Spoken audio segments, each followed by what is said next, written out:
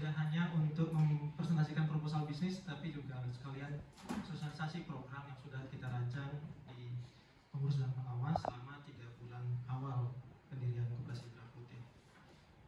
Yang terhormat Bapak Timandi Kabupaten Tabanan, yang terhormat Bapak Camat Baturiti, yang terhormat Bapak Kepala Desa Desa Perean, yang terhormat Bapak Ketua BPD Desa Perean, anggota BPD Desa Perean, yang terhormat, yang saya hormati, yang saya cintai juga para pengurus pengawas, ketua koperasi, pengurus pengawas koperasi Desa Merah Putih Desa Perean, kemudian pendamping desa Kecamatan Baturiti, Pak Wayan, kemudian PLD Desa Apuan di undangan, kemudian manajer BUMDes, belum yang lihat nih, kemudian perangkat desa Perean, lan semeton sarang sami yang tidak bisa sebutkan satu persatu. Baik, yang izin langsung saja untuk menyampaikan apa yang sudah kita rancang di Koperasi Desa Merah Putih, yang sebenarnya kita sudah berjalan, tapi perjalanannya senyap, gitu, dalam artian belum bisa memberikan dampak yang signifikan kepada masyarakat. Gitu. Nah, jadi awal pertama yang akan perkenalkan, mungkin yang berdiri aja ya sambil lihat ya. Jadi rencana bisnis dan roadmap Koperasi Desa Merah Putih Desa Perean. Jadi ada moto yang kita tempatkan di sana. Bapak Babin juga jangan lupa sebutkan proses itu. Ya. Menuju kemandirian ekonomi hijau dan desa berkelanjutan tahun 2035. Jadi ini disusun oleh tim yang sendiri sebagai Ketua Koperasi Desa Merah Putih Desa Perean Kecamatan Baturiti, kemudian enten Wakil Ketua Bidang Anggota Pak Wayan Dirga, Pak Mulya ya. Kemudian Wakil Ketua Bidang Usaha niki enten Pak Nyoman Winata, yang jauh-jauh dari Denpasar niki. Kemudian sekretarisnya Niluh Putu Eka Anggreni dan di belakang. Berikutnya enten bendaharanya Nimade Sartika Dewi. Ya, niki 2 orang niki sebenarnya yang sudah selama 3 bulan membackup semua kegiatan Koperasi Desa Merah Putih. Ya, termasuk juga jaga kantor, jaga kandang kita, menerima pendaftaran anggota. Ya. Tanpa imbal hasil. Jadi kita mengusung konsep ngayah berkirim koperasi. Tapi nanti untuk mereka, karena akan kita fungsikan sebagai staff juga, tentu akan ada perhitungan-perhitungan. Kalau yang itu ini kesepakatan untuk ngayahnya 3 bulan. Jadi kita beranjak dari tanggal 21 Juli 2025, harusnya di tanggal 21 Oktober 2025 harusnya sudah mulai bisa diperhitungkan. Tapi akan coba kita lihat nanti seperti apa Koperasi Merah Putih Desa Perean ini bisa berkembang, bisa berjalan. Kemudian ketua pengawasnya otomatis niki Bapak Perukel, Pak Nyoman Suder. Kemudian enten 2 orang anggota, Pak Madi Jaman, dan juga Pak Nyoman Natra. Ada kesibukan. Iya. Menuju kemandirian ekonomi hijau dan desa berkelanjutan tahun 2035. Ya, kita harapkan seperti itu. Perean menjadi desa yang mandiri, kemudian ekonomi hijau, ya, SDGs, dan desa berkelanjutan tahun 2035. Ya. Jadi ini sebenarnya kalau dia amati Koperasi Desa Merah Putih itu adalah, kalau sebenarnya kalau lihat dari sistem ekonominya ini sebenarnya mengkloning sistem yang ada di Cina. Tapi sebenarnya kita sudah dari dulu Sokong Guru Pembangunan Indonesia kan sebenarnya koperasi. Kemudian koperasi itu diadopsi oleh Cina. Kemudian kita meninggalkan itu, terus kita kembali meniru dari Cina gitu. Nah, ada juga pengamat yang menyatakan, elit global yang menyatakan bahwa dunia itu akan krisis jauh lebih hebat dibandingkan dengan krisis 2028. Jadi di sana disampaikan sebagian besar, ya 98. Sebagian besar negara-negara itu akan tumbang. Ya, jarang negara akan bisa bertahan di krisis itu. Negara yang paling bisa dianggap bertahan itu adalah Cina. Kenapa Cina? Karena Cina dia tidak mengembangkan ekonomi dari percaturan global, tetapi dia mengembangkan ekonomi dari ekonomi desa. Jadi desa dikembangkan, IoT-nya dikembangkan, bisa dilihat sekarang di YouTube. Petani nyemprot padi pakai drone gitu. Jadi desa-desa, ya, petani panen pakai robot, bahkan dari nanam, pupuk dan sebagainya sudah pakai robot. Jadi memang betul-betul dikembangkan dari desa. Kemudian pusat-pusat produksi juga dari desa. Jadi tidak mengembangkan seperti yang kita lakukan selama ini kan berpusat pada kota sentris. Semua anggaran di kota, semua pengembangan di kota gitu. Kalau di Cina itu pusat-pusat produksinya adalah di desa melalui koperasi-koperasi kecil. Misalnya Bapak Ibu atau mungkin teman-teman sejawat yang sebaya mungkin pernah belanja di Shopee, mungkin pernah belanja di Tokopedia, atau bahkan langsung direct dari Cina melalui Alibaba atau mungkin yang lainnya, marketplace. Bisa kita lihat itu tab-tab yang elektrik yang dipakai anak-anak kita itu. Kebetulan saya ngelola toko dan sempat beli juga langsung direct dari Cina. Itu harganya cuma 5.000 rupiah grosirannya. Indonesia sudah 50 ribuan tab yang tulis itu, yang mungkin tulis gitu.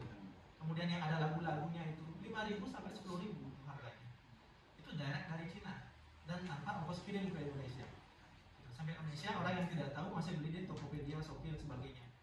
Nah gitu, karena apa? Karena mereka bisa menghasilkan barang dengan sangat murah melalui desa. Mereka tidak perlu lagi izin usaha.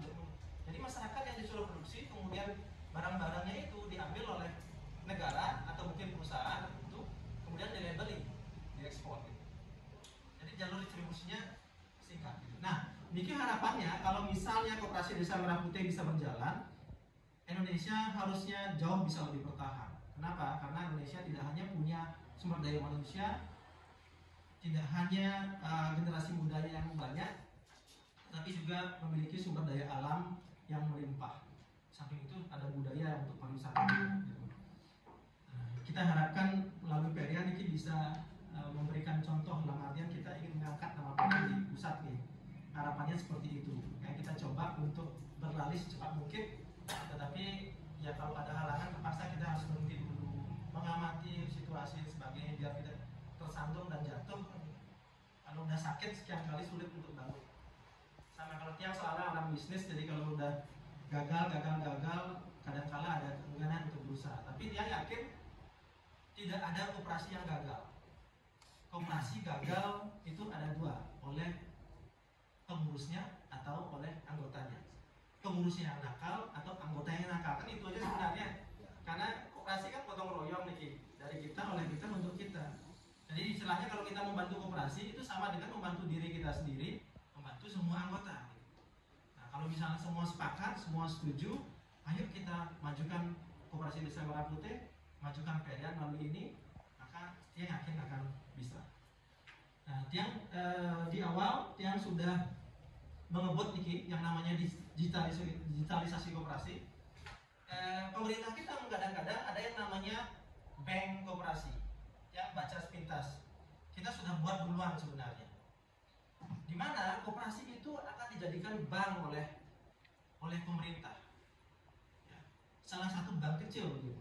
Nah kita sudah mengawali. Nah Tiang sudah minta 2 orang sekretaris dan bendahara yang sekaligus jaga kandang sebagai staf di kantor untuk memulai digitalisasi. Kebetulan Tiang dapat kerjasama dan ini ya istilahnya untuk launching ini kita belum ada dikenakan biaya, bahkan gratis lah dibilangnya. Kalau misalnya kita mendigitalisasi itu biasanya butuh biaya sekitar 200-300 juta. Nah apa yang ada di digitalisasi koperasi ini? Yang sosialisasikan sedikit ini sebelum masuk ke paparan bisnis. Karena ini adalah bagian penting dari bagaimana Kopdes seperti desa ini bisa berjalan. Nah, jadi ini tim 2 orang staf kita sudah mulai menginput data anggota satu persatu. Nah, karena kita sudah mulai duluan, kan kita mulai di bulan Agustus, jadi sekarang sudah mulai diinput dari bulan Juli diselesaikan, anggota yang daftar bulan Juli, kemudian anggota yang daftar bulan Agustus, anggota sekarang sudah sampai September ya. Baru September, jadi nanti seluruh anggota yang sudah daftar itu akan masuk ke sistemnya koperasi. Nah, sistem ini akan di aplikasi HP Bapak Ibu masing-masing.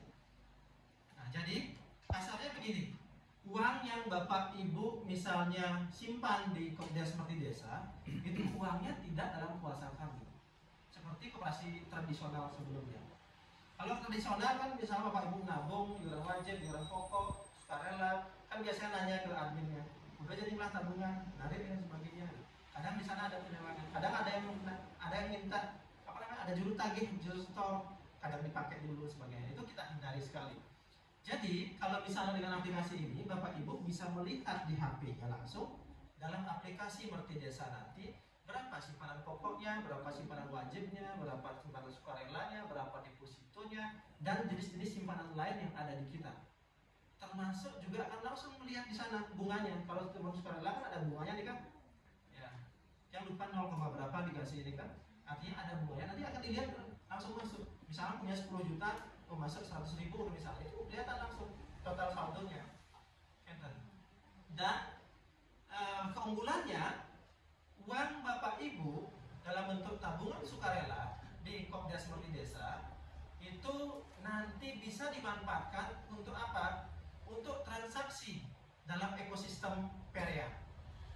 Dia mengharapkan nanti semua warung, semua warga nanti daftar sebagai anggota koperasi.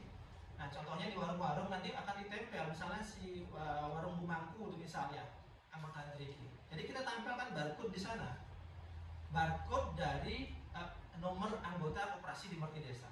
Jadi misal kalau tiang belanja di Bumangku, tiang tinggal scan aja di sana, misalnya belanja Rp2.000, scan di sana, maka uang tiang akan pindah ke Bumangku di tabungan koperasi Merti Desa, ya, secara langsung.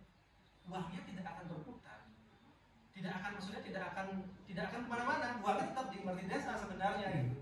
Uangnya tetap akan berputar di sana, dan tidak dikenakan biaya administrasi untuk itu. Perpindahan uang antar anggota, antar rekening sukarela itu Rp0, termasuk di BUMDes kita harapkan seperti itu. Transaksi di BUMDes ini kalau tidak salah sudah di atas 10 juta ya Pak kalian per harinya ya, dari masyarakat Peria. Nah itu berapa ya? Jadi tinggal simpan aja uangnya di koperasi, tabung di sini. Nabung kan tidak dikenakan biaya administrasi juga. Simpan nanti bisa transaksikan, tinggal scan. Ya mungkin akan penjualan BUMDes akan turun sedikit. Kenapa? Karena biasanya kalau ada Rp100 kan ditukar sama permen. Kalau Niki kan bisa pas gitu kan. Nah nanti anggota yang baru setelah Niki udah tersukses, anggota baru nanti tinggal mendownload aplikasinya ini, registrasi langsung dan aktivasi mobile seperti itu. Jadi tidak manual lagi. Tapi mungkin yang sudah gagap teknologi mungkin tetap akan kita layani secara manual. Tapi yang mengerti teknologi bisa download dan sampai support nanti bisa download saja, registrasi, otomatis nanti di sistem koperasi akan masuk. Layanan tidak hanya untuk itu, tapi kita bisa pakai untuk transfer ke bank BNI, bank BRI, bank swasta, bank PR, bank Bali, atau mungkin top up dana, top up GoPay, terus beli pulsa, paket data, bayar BPJS dan lain sebagainya, PPOB itu nanti keunggulan dari Kopdes Merti Desa. Artinya yang mau menjaga dari awal transparansi itu dengan digitalisasi, tidak manual. Kalau sudah digital, transparansi yang terjaga. Nah, kita harapkan tidak ada permainan di kami yang sebagai ketua RIGI. Nah, profilnya seperti apa Koperasi Desa Merah Putih ini Kak? Jadi nama koperasi kita adalah Koperasi Desa Merah Putih Perian Kecamatan Baturiti, KDMP Merti Desa atau Kopdes Merti Desa. Merti Desa ini adalah tradisi kuno di Jawa kuno atau Hindu kuno, yang mana itu adalah suatu bentuk penghargaan, penghormatan kepada dewa, leluhur dan sebagainya. Dengan cara biasanya orang-orang Jawa kejawen itu mempersembahkan hasil-hasil bumi, kemudian melakukan ritual kepada leluhur, kepada dewa dan sebagainya. Jadi bentuk tulus, cinta kasih, gotong royong dan lain sebagainya. Nah, makanya yang angkat ini Merti Desa. Merti Desa itu adalah merah putih desa Perian, begitu sebenarnya. Desanya itu desa Perian. Jadi Kopdes Merti Desa, merah putih desa Perian. Lokasi desa Perian Camat Maturiti Tabanan Bali, moto akar budaya yang kuat dalam ekonomi teguh menjaga desa. Dia ngatur semua niki supportnya juga dari Pak Engkol dari awal, dari semua yang kita sudah lakukan dari awal untuk membangun desa disupport dengan baik. Walaupun ada yang sudah berhasil, ada yang belum, ayo kita sama-sama membangun lagi untuk bisa mewujudkan kemandirian desa PDN. Nah, ini ada akronimnya masing-masing makin desa nih kan. Itu mandiri, ekonomi kerakyatan, rukun bermasyarakat, kemudian transparan, ekonomi yang inklusif, dedikasi masyarakat di sini anggota, kemudian ekologis yang terjaga, kemudian ada swasembada yang akan kita galakkan juga, adil tentunya karena kita sudah menyusun keadilan dalam ADART itu. Jadi maknanya adalah merawat dan menjaga desa secara lahir batin sesuai dengan ya sejarah ya, keagungan bagaimana Perian berkembang dulu di zaman kerajaan di Perian dan sebagainya. Kita harapkan seperti itu. Kalau misalnya dilihat di sana ada logo yang sudah kita buat, ada logo koperasi, kemudian ada tridatu merah putih hitam, kemudian di sampingnya ini wenten Cilangkuro ini keris Puri Perian dia ambil juga yang ditempatkan di logo koperasi sebagai simbol bahwa ya itulah kebesaran dari Perian dan sejarah Perian begitu. Dan visinya menjaga koperasi desa yang mandiri, inklusif, bermanfaat sebagai penggerak ekonomi lokal dan pelestarian lingkungan, menjaga desa Perian sebagai model Green Village di Bali. Ini coba akan kita galakkan karena dari tahun 2018 kita sudah menggalakkan desa wisata dan juga ingin membangun Green Perian Village yang jadi contoh dari betul-betul sebuah desa yang green dari keseluruhan aktivitasnya. Nah, di depan sudah kita pasang papan namanya, meskipun ada di bawahnya still in the baking karena masih ada sampah plastik, pola hidup dan sebagainya, tapi sudah berproses begitu. Misinya satu, mendorong kemandirian finansial anggota. Dua, mengelola limbah minyak jelantah dan pertanian regeneratif. Tiga, mengembangkan wisata desa berbasis alam, budaya, dan pertanian. Empat, meningkatkan layanan digital, logistik desa. Lima, mewujudkan akses air bersih mandiri. Enam, memperkuat kelembagaan koperasi digital. Dan yang terakhir, membangun jejaring mitra strategis lokal dan internasional. Seperti yang bilang bahwa tahap awal ini kita akan membangun ekosistem kita dulu. Berapa potensi desa Perian? Berapa uang Perian yang dimiliki oleh masing-masing masyarakat? Kita impun di Mati Desa. Ya ibaratnya kita coba biar uang itu tidak keluar gitu. Kalau misalnya kita belanja keluar kan habis uang. Tapi kalau kita belanja di koperasi, belanja di warung, nah mungkin warung akan belanja apa lagi sayur sebagainya. Kita harapkan uang itu akan berputar. Contoh kecilnya misalnya kita bayar PDAM mungkin uang bebannya saja udah ratusan juta.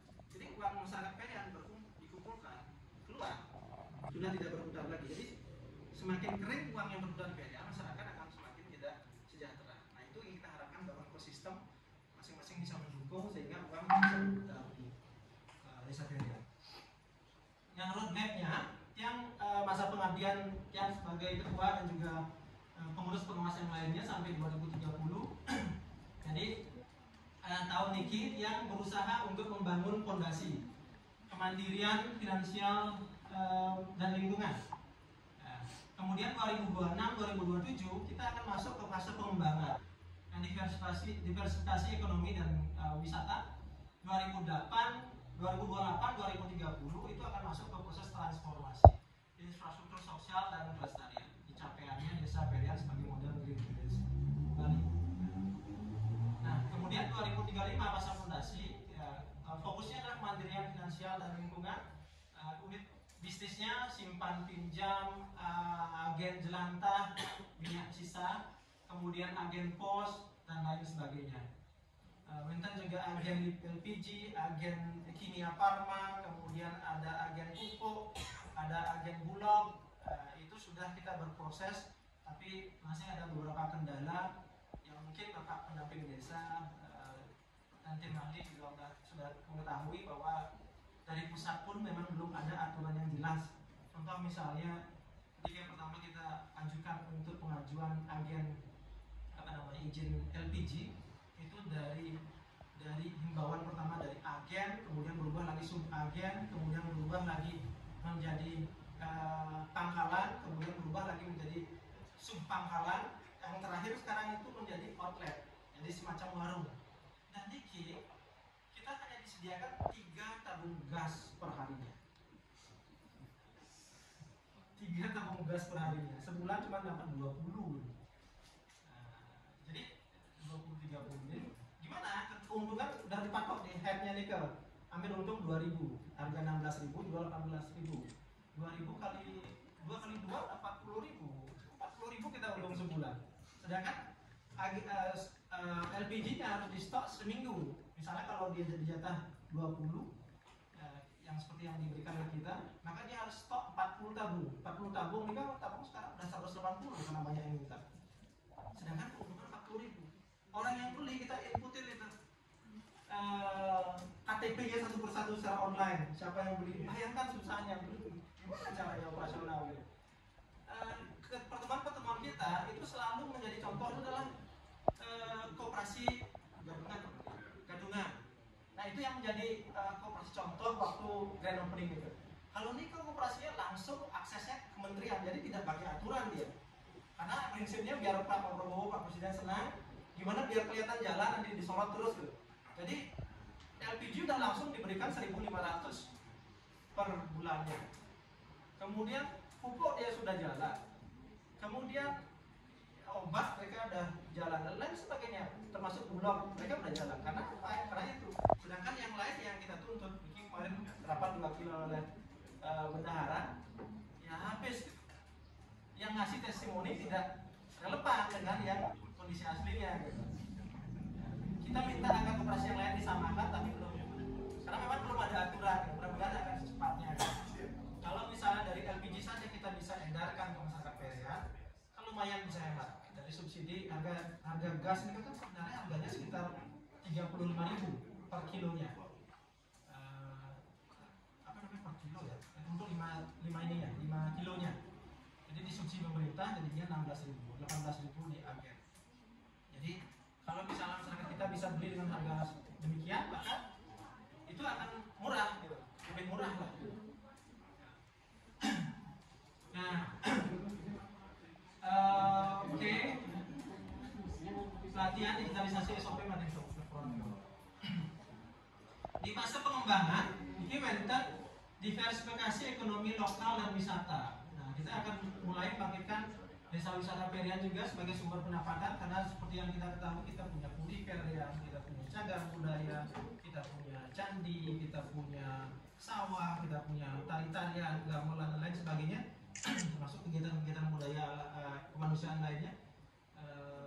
Manusia adil itu menjadi daya tarik wisata. Targetnya kita akan mencapai 1.000 wisatawan per tahun, menjadi kemitraan dengan traveler online.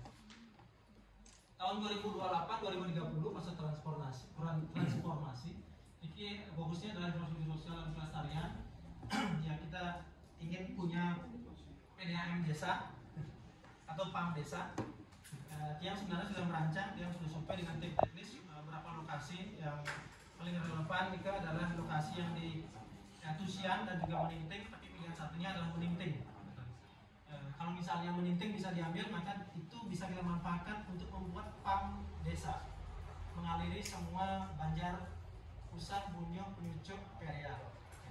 Tapi kalau misalnya di Tusian, ini ke skip Pusat, karena dia topografinya lebih di atas. Banyak lainnya bisa dilalui. Nah, kita mudah-mudahan nanti kita bisa manfaatkan dan juga gencarkan. Nanti yang yakin sebenarnya kalau misalnya mencari satu persatu, yang yakin semua ingin punya PAM desa. Kenapa? Karena tentu arahnya nanti adalah uang iurannya akan rendah, uang pemakaiannya akan rendah, biayanya rendah. Kemudian kalaupun ada biaya, ada keuntungan, nanti akan masuk ke koperasi, masuk ke kita juga begitu.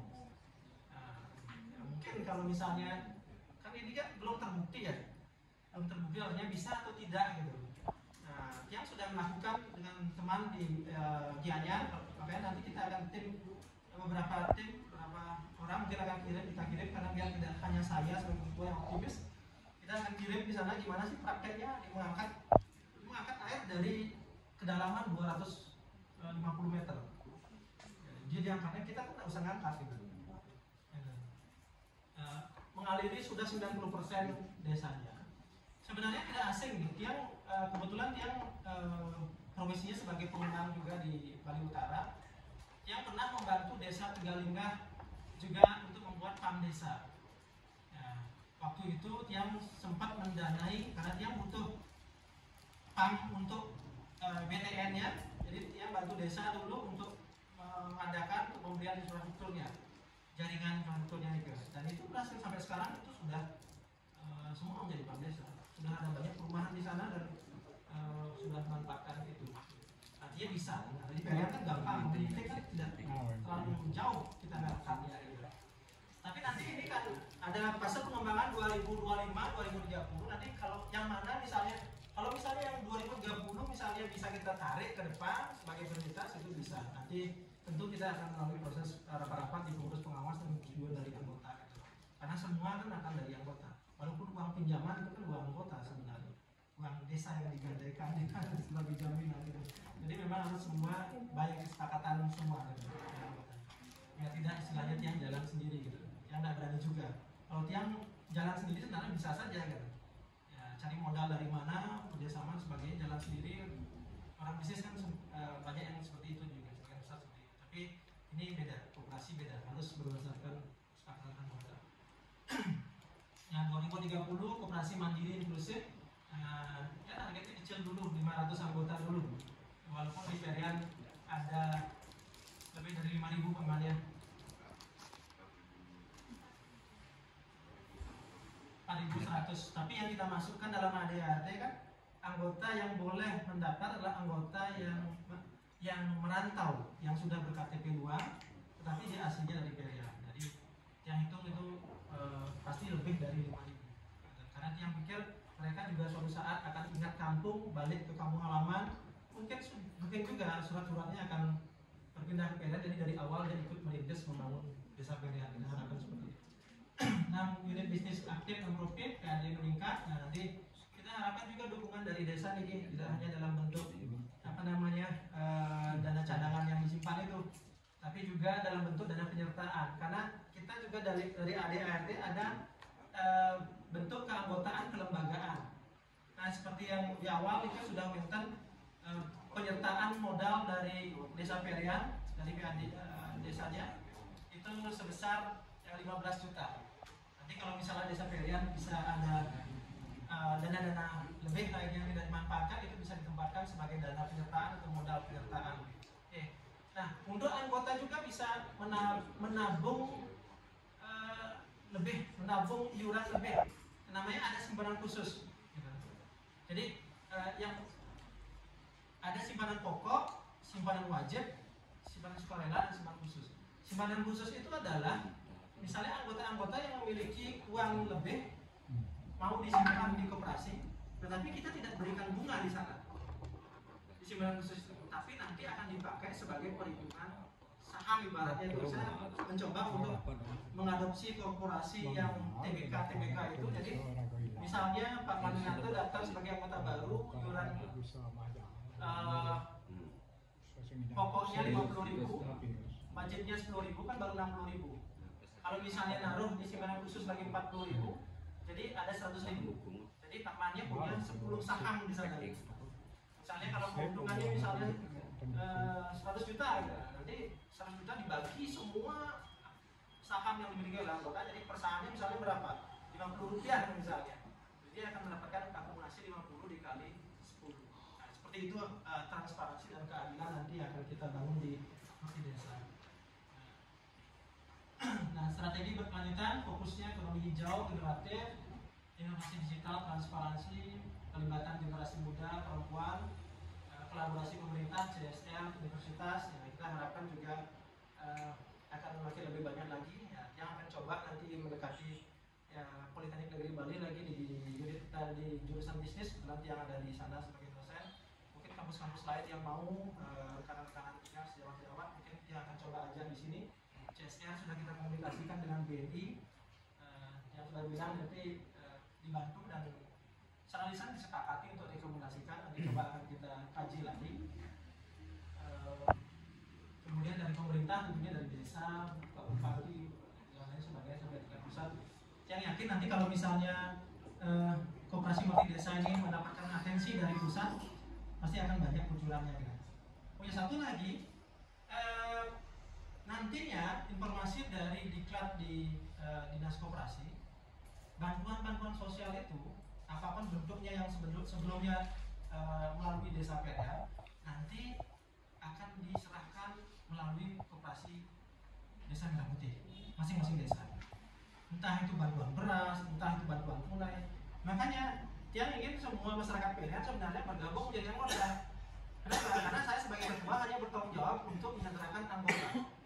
Kalau misalnya tidak mau bergabung, tiba-tiba misalnya bulan ini dikasih misalnya BLT, maka yang saya sisir itu adalah anggota yang sudah daftar saja gitu. Makanya kita pelan-pelan akan mengadakan sosialisasi biar bagaimana keadilan itu bisa terbentuk di desa Perian gitu. Kesempatannya sama, harap seperti itu.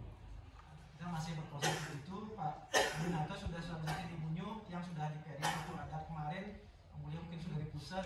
Nanti kita akan adakan kegiatan sosialisasi secara umum di Mantilan, karena sebelumnya kita sudah mau lakukan, cuman akhirnya kita undur karena kita ingin menunjukkan bahwa ada sesuatu yang sudah jalan. Tidak hanya kita ngomong akan gitu. Keputusan kemarin dengan pengurus pengawas. Sesuatu yang sudah kita jalankan sudah ada, maka kita undang anggota dan menunjukkan bukti bahwa oh ya, pasti desa ini sudah jalan dan memang bisa harapannya berkembang. Nah, jadi manfaat bagi anggota, akses modal, pembiayaan usaha, pendapatan tambahan dari unit bisnis, ada lapangan kerja baru tentunya kalau kita bangun usaha, desa lebih bersih, lebih hijau, lebih sejahtera. Nah, kemudian tentu ada tantangannya, ada partisipasi yang rendah. Nah, ini kita lakukan sosialisasi, ada pelatihan, insentif dan lain sebagainya kita lakukan. Ada modal terbatas, tentu kita lakukan kemitraan CSR dan juga dukungan dari anggota. Literasi digital yang rendah, pendampingan sistem sederhana. Ya.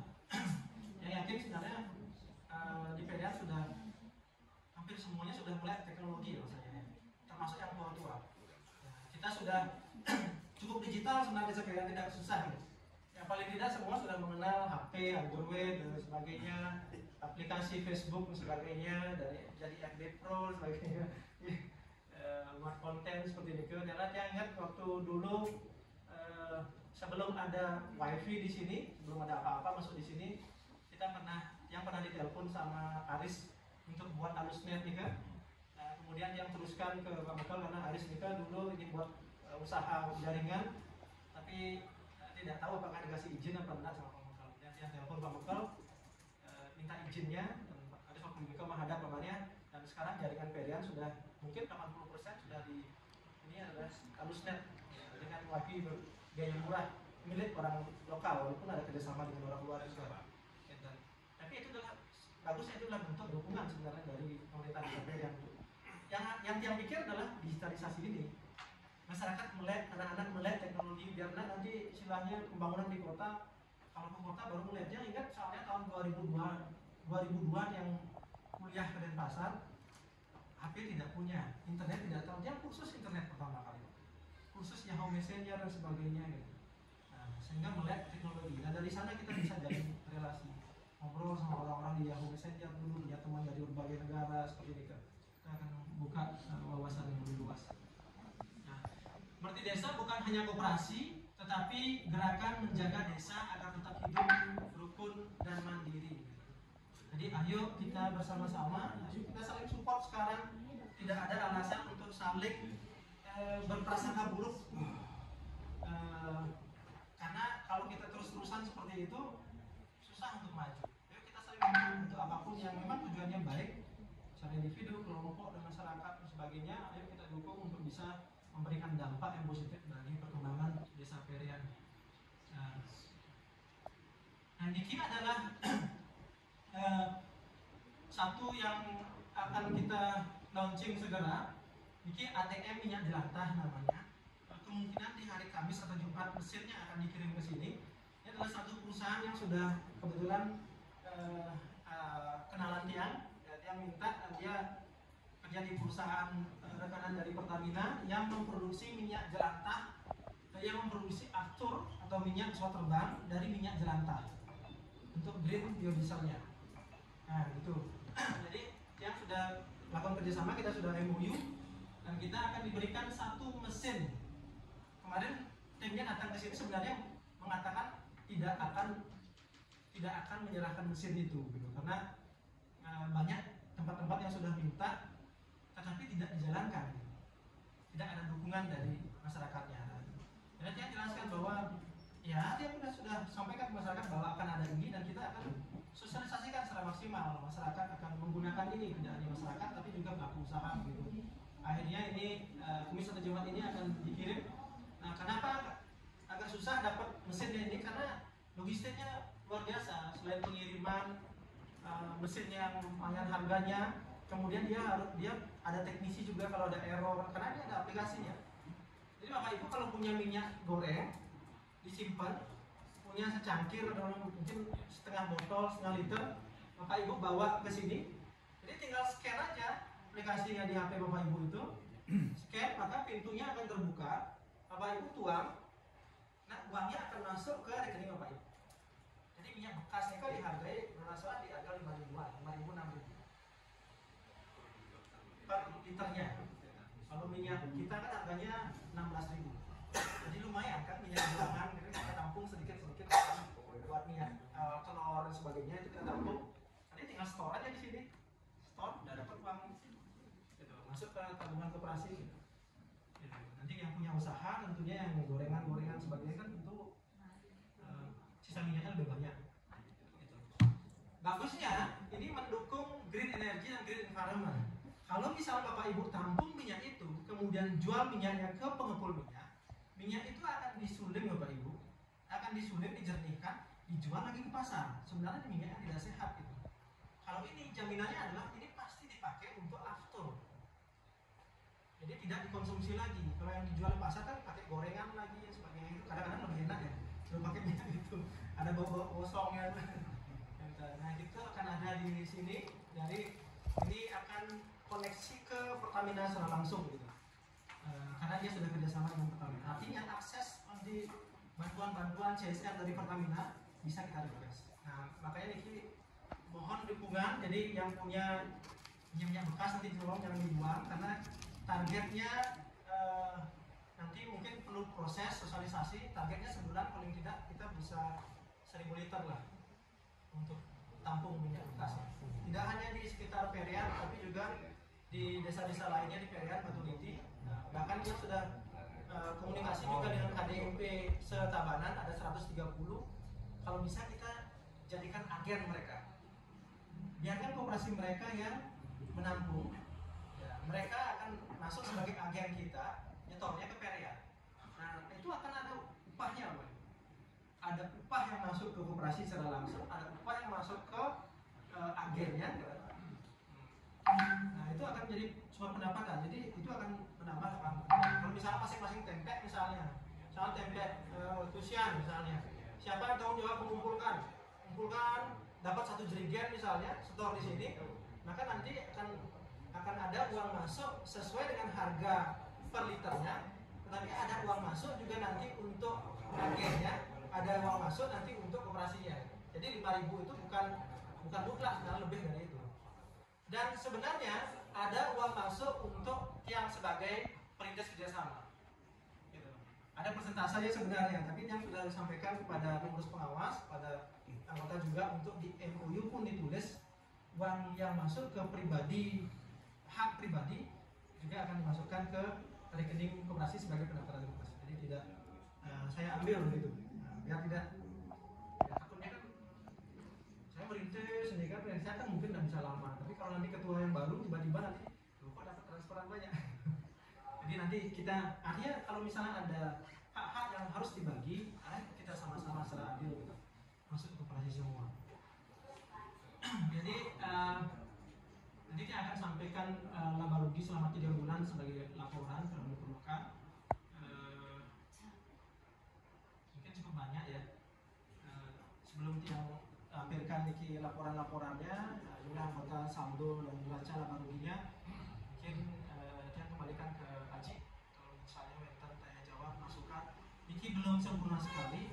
Mungkin Wenten yang luput misalnya dari kita pengurus pengawas mendesain rencana kerja niki kalau mungkin tambahan-tambahan masukan ataupun pertanyaan yang persilahkan untuk menyempurnakan niki seperti yang sampaikan, ini bukan kerja pengurus pengawas tapi kerja bersama untuk kepentingan masyarakat Desa Periang. Terus sih semua.